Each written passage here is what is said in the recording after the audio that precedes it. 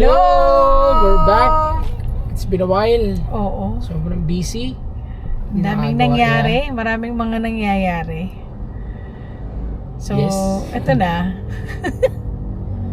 gathering our thoughts sa mga dami ng mga nangyayari Yes. Start pa lang ng classes, 'di ba? Mm-hmm. Parang 1 week pa lang tayong nag-start ng klase. Tama ba? And ito na kagad. Ang dami na kagad. Oo. Ang dami na kagad mga pa-news. Mm-hmm. 'Di ba? So, sabi nga nila, kumustahin muna natin ang isa't isa. Kumusta ka? Mm-hmm. 'Di ba? Kumusta kayong lahat, 'di ba? Kumusta yung mga parents na nagpe-prepare sa mga bata araw-araw? At kumusta rin yung mga batang pumapasok Sa eskwela. sa eskwela? Mahirap pag-usapan to kasi, parents rin kami and we feel na parang dapat rin kasing pag-usapan rin ito. Yes. With the rise of kung ano yung mga nangyayaring untoward incidences sa schools natin ngayon. Which regarding safety yan ng ating mga kids sa school. Medyo kampante lang kami ng konti because yung aming panganay, college na, and yung bunso naman namin is homeschooled. So, sa bahay kami nag-i-school. So, we don't have to go through the rudiments of traffic, yung aantayin pa yung weather na masuspend pag may storm, ganyan. And also, ang pinakamalaking challenge ngayon ng mga tao is yung mga untoward incidences or bullying sa loob ng schools. So, ang natin ngayon ng episode natin ay pinamagatang Bully. Hindi yan. Joke lang yun. Masyado na kaming old school para yun yung clue. It's a song, diba? Anyways. Ayan. Pero how do we deal with bullies, 'di ba? Paano natin tutulungan rin yung mga kids natin to navigate their school life and headspace pag may mga bullies, okay? So, una establish muna natin, nung time natin, Gen X tayo, diba? Tama ba? Gen X. Gen X tayo. Nung time natin, paano ba tayo nabubully? Yan. Ano ba yung bullying dati? Feeling ko, baka bully ako nung high school or Talaga ba? Feeling ko. Ano bang malakas ako mga sar eh. Malakas ka mga asar. Ano bang mga inaasar mo? Yung mga kasama ko sa school bus. Katulad ng? Hindi, ko na basta alam ko yun. Basta yung ganun. I guess elementary yan, mga ganyan. Madalas mapatawag nanay ko sa tawag sa doon dati sa mga principal's office. Ganyan, or prefect of discipline, yung mga ganun. Okay. Yung mga head ng mga ganun. So malamang suke. Ikaw nga yung nabubully. Ganun.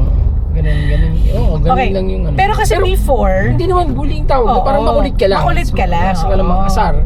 Pero you don't really talaga mean it na parang di ba, na parang sasaktan to demean people. Yes, it's more of asaran lang kasi ikaw inaasar ka rin naman. So makikiasar ka, aasarin mo sila. Ganun, balikan lang yun eh. Actually, kahit nung magka-opisina tayo, inaasar mo pa rin ako eh. So, ako pala naging rin naman na pala ako ng bully stage. Di ba? Ganun lang. Lang naman yun, di ba, pang-asar. Pero ngayon kasi iba na yung connotation. Lalo na sa mga, parang nag-iba ganito. Ako explain, parang nag-iba na rin yung level ng bullying. Parang iba, nagbasa, dati simpleng asaran lang, di ba? Di ba ganun? Di ba ganun ka when you were, tayo noon, mga Gen X. Ngayon, iba na with, millennials and Gen Z, iba na yung, ng bullying. So, nag-gravitate na siya, ibig sabihin, umano na siya, bumigat na. Yun. Di ba? Siguro din kasi, hindi ko sinasabi kasi there will be times na may mga lumalabas na mga Facebook na mga post na mas sensitive daw yung mga susunod na generation from us, di ba? Yes. Pero I think mas aware sila kasi. Correct. of the things na hindi dapat at saka yung mga dapat. Like, Correct. naming people with their parang paano ko ba ito sabihin? Yung noticeable nila, things. Like, kunyari, parang dati sa atin, Gen X yung may mga tinatawag tayong mga shaggy o shagilid lang ang buhok. Yan, okay. Uy, panot. Panot, ganyan. Or nagpependong piece pa nga tayo, di ba? Pendong. Naalala mo yun? Pendong may kalbo. Ayan, pendong may kalbo, yung ganyan. O kaya, the way hindi naman kasi sa atin parang, it was taken lightly before, yung mga ganon, na parang, and also yung, I think, ako kasi nasabihan rin ako na ganon. Tinatawanan mo lang kasi parang, hayaan mo lang sila, parang ganon. Yeah. Parang hindi naman, for a fact na hindi ka naman ganon, at Correct. hindi naman totoo yun. So, hinahayaan mo lang. Pero, sabi nga nila, iba't iba yung threshold ng mga tao. So, hindi lahat ng tao kaya yung mga ganon na mga comments. Correct. Kasi, some people would take it as like, they're like, na-berate sila. Or parang, na-offend or na-belittle sila or na-trample yung pagkatao nila dun sa mga comments na yun. So, hindi natin talaga alam kung ano yung magiging effect nun in the long term. And before, hindi tayo aware na may ganun pala. Na akala natin, parang, kasi tayo pag niloloko rin tayo ng mga friends natin, parang tinitake lang rin natin lightly, no? So, akala natin, ganun lahat ng tao na it will be taken lightly. So, hindi natin na-validate yung feelings ng ibang mga hindi kaya ng mga ganong biro. Tama ba? Yes, may iba-iba kasing level ng biro. May tao siyempre napipikon, minsan, diba? Pero kasi, pag nakikita ko yung mga bullying, iba na eh. Physicala na eh, which is not really good. Diba? Yun yung sabi ko nga, nag-level up eh, which is nakakalungkot. Diba? Parang I saw a viral pa nga yun sa Ilocos yata. Yung babae, binubuli, tinatapon yung bag, ginahampas ng bag. Which is sobra. Kinukutungan or what, oo, diba? So, I mean, mapapaisip ka na kawawa. Oo, kawawa naman, kawawa. It's not anymore talagang physical na eh. Dati lang, salita lang, ngayon physical na. And noon, so again, babaw pa, diba? So ngayon parang nanalakit na eh. So yung hirap.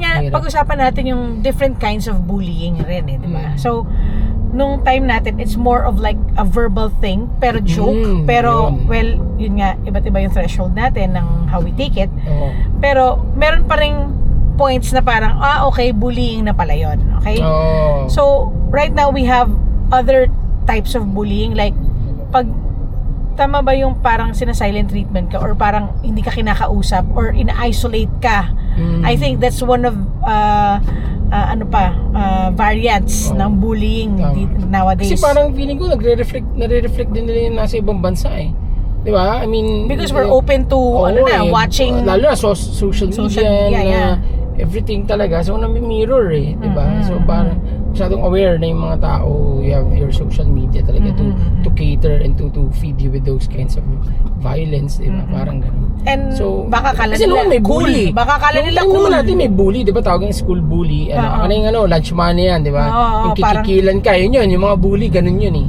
Getting your lunch money, no? Getting your lunch money, yung pera mo, yung baon mo, ganun, kakainin nila yun, ganun yun. Tapos malamang, usually grupo sila. Ewan ko lang sa mga guys, kasi all girls school ako, so sa amin kasi ang parang technically parang yung pinagchichismisan ka at parang or pinagbubulong-bulungan ka sa amin, parang it's a form of bullying before, pero hindi ko kasi yun nga sabi ko nga, hindi kasi ako ganong klase na parang laging paano ba to sasabihin, yung lagi akong affected. Pag may nagbubulungan, I won't assume right away na ako yung pinagbubulungan nila. Parang okay, bahala kayo. It's your, call mo yan. Parang, kung pag nagtatawanan ninyo ako, at ako kasi confident naman ako na wala akong ginagawa sa inyo, then it's on you. Parang ganon. Sana hindi kayo dalhin sa impyerno nung ginagawa ninyo or something. Wow, That's me. Sorry, ma'am. Bigat ako pag nagsasalita. Kasi parang, I don't want to go there na parang iisipin ko pa kung anong iniisip nila. Parang, yun. Parang, I wish them well. And sana, kung ano man yung pinag-uusapan ninyo, won't take you to hell. Yes. Okay? So, yun yung pinaka,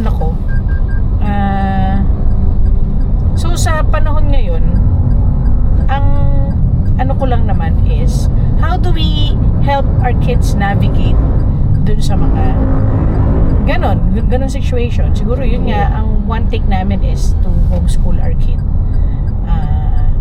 That's the reason why mas lesser yung stress. Yun din kasi advantage talaga ng homeschool, parang to shield them from ganon. Kasi mangyayari yun. Kahit sabihin natin walang bully sa Sa iba naman. Pero meron pa rin talaga, nagkakaroon pa rin yan. Hindi naman din siyempre kasi lahat na nababantayan ng school yan, tama? Hindi naman yan, madaming estudyante. So basically it's yun talaga yun again, ang lagi nating safe dapat ang school. Namin second po yan. Ang eskwelahan ay pangalawang tahanan. Ano po ba ang unang tahanan? Yung bahay ng bawat pamilya. Kaya Yun po diba, yung ang kailangan natin mga magulang, ako sa akin, is to teach our kids to be kind. Yes. Yun kasi yun.